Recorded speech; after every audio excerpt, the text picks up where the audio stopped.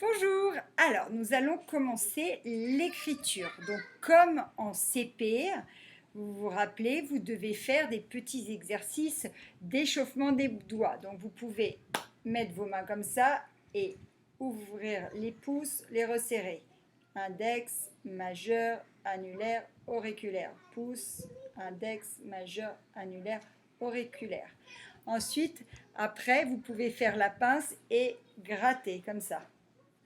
Voilà. Vous pouvez aussi poser sur la table et essayer d'avancer avec ses deux doigts. Donc tout ça, c'est pour muscler les deux doigts. Ensuite, vous pouvez mettre vos doigts comme ça et pouce, index, majeur. Pouce, index, majeur. Vous pouvez aussi essayer de faire comme si vous aviez une boule de papier dans la main et resserrer. Donc ensuite, quand vous avez fini vos petits exercices d'échauffement, vous prenez votre stylo. Donc moi là, je le fais avec le feutre.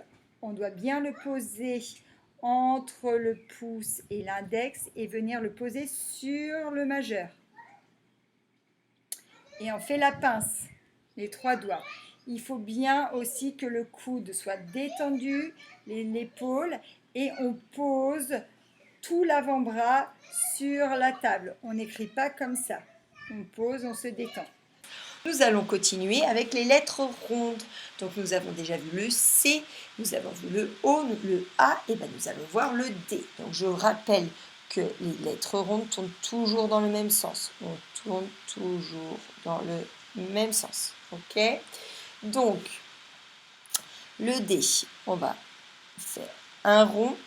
Et au lieu de redescendre comme pour le A, eh ben, on va monter tout droit et on va redescendre exactement par le même chemin pour faire sa petite canne.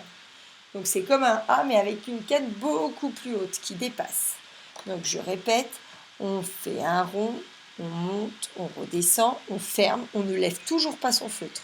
On monte tout droit et on redescend exactement par le même chemin. Donc, ce que ça donne entre les lignes. On commence au milieu, on vient toucher en haut, on vient toucher en bas, on ferme et là on monte hop, verticalement et on redescend exactement par le même chemin jusqu'à la ligne d'en bas et on fait sa petite canne. Donc je recommence, on commence au milieu, on vient toucher en haut, on vient toucher en bas, on monte et on redescend. Si je vais écrire 10, et ben hop, regardez, je vais sans lever mon feutre, j'ai enchaîné. Si je vais écrire 2,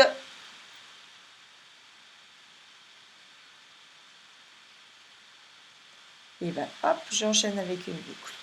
Si je veux écrire da, alors là, je fais ma petite canne, je lève, et là, je viens faire mon A. Donc, vous vous entraînez bien à faire votre D en grand sur l'ardoise plusieurs fois. Et ensuite, avec un crayon à papier bien taillé, vous faites la fiche que vous devez imprimer. Bon courage!